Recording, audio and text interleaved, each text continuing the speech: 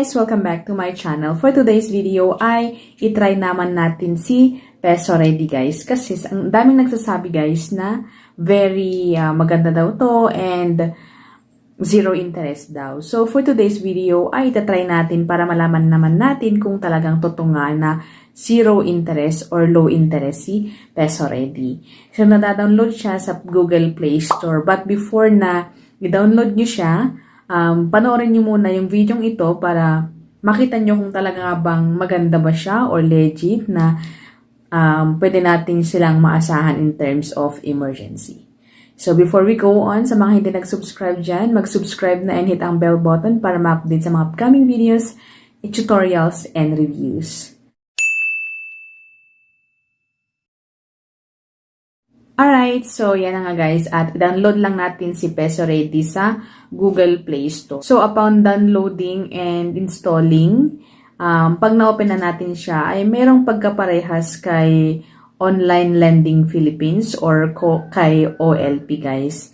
But anyways, let's move on to the tutorial, so the step-step. So pag na-open na natin siya guys, ay makikita natin yung welcome to Peso Ready. Parang ganun. So, makikita natin ang screenshot either dito or dito. Ilalagay ko na lang ang screenshot, guys. And, makikita natin na welcome to Peso Ready. Sabi niya dito. And then, of course, i-accept natin siya, guys. And then, maglalagin na tayo, guys. So, maglalagin tayo. So, inilagin ko sa akin. Nilagin ko yung aking number. Pero, hindi pa ako nakapag-sign up. So, pag naglagin tayo, magsasabi dun na hindi tayo or yung phone number natin ay hindi registered sa kanila. So, i-back natin siya and makikita natin yung Peso Ready na parang pa-welcome nila. Ganun. Okay? So, makikita natin dito na 1,000 ang pwede nating ma-loan with zero interest. Zero interest. Alright? So, log in or apply. And then, of course, yung mga information natin, full name, birthday, and everything. Ayan. So, next is yung ating address. Okay? So, address and then next. And then yung social status occupation. Kung anong occupation natin, ganyan. And then next is, and kay Peso Ready pala guys, is iisa lang yung kanilang contact person. Bali, parang hindi siya contact person. Hindi siya mag-a-ask ng contact person siguro kasi phone number lang naman yung kanilang kinuha. So, phone number and then next is yung ID. Alright? So, yung ID na pwede natin gamitin kay Peso Ready is driver's license, PhilHealth ID, PRC, UMID, GSIS, SSS Voters ID, Passport, Postal ID, and TIN ID. Okay? So, yun po ang pwedeng magamit kay Peso Ready. And then, of course, magse-selfie with the ID. And then, next natin is kung anong document ang ating gagamitin. So, for me is UMID ID and ni-request or ni-require yung document number or yung number ID. Okay, and then next. Okay, so next natin is kung saan po nila isesend ang ating loan. Diba? Napakadali guys kasi yung disbursement option agad-agad. Wala nang ang daming question like yung mga ibang mga online lending. Okay, so meron ditong bank account and e-wallet. So for me, ang ginagamit ko talaga is e-wallet guys. Since hindi naman ako nagkakaproblema sa e-wallet. So GCash and then yung account number ko.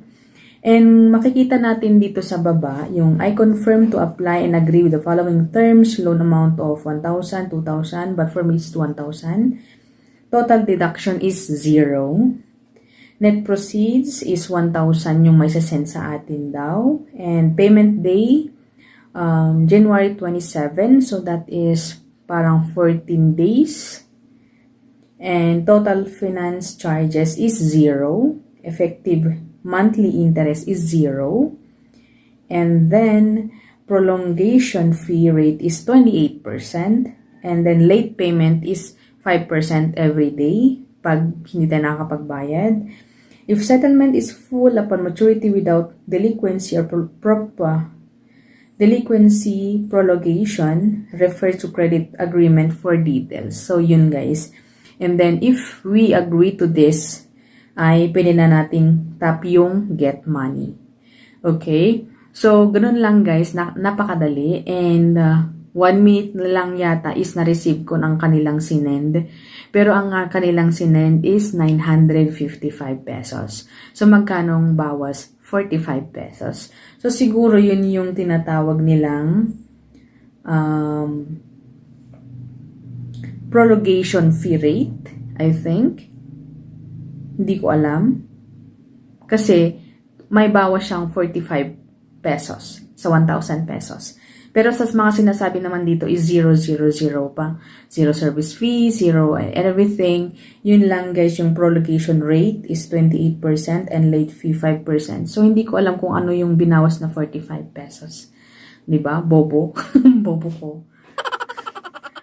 So, yun guys. So, it's okay na syempre, sa pag first time natin mag-loan guys, is mababa talaga ang kanilang ibibigay. And let's see, sa mga susunod pang mga loan, kasi I will try pa rin, though ibabalik ko po ang kanilang loan kasi nga, 1,000 pesos, 45 pesos yung nabawas. So, babalik ko na lang kasi baka magkakaproblema pa tayo pag magbabayad. Wala tayong ibabayad, ganun.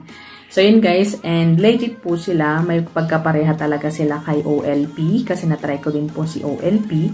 And they are legit and registered din sila guys. Alright, so that's it my video and I hope na nakatulong ang video ito para sa mga gustong mag-apply or gustong mag-loan kay Pesored. Thank you for watching guys and I hope to see you on my next one. Bye!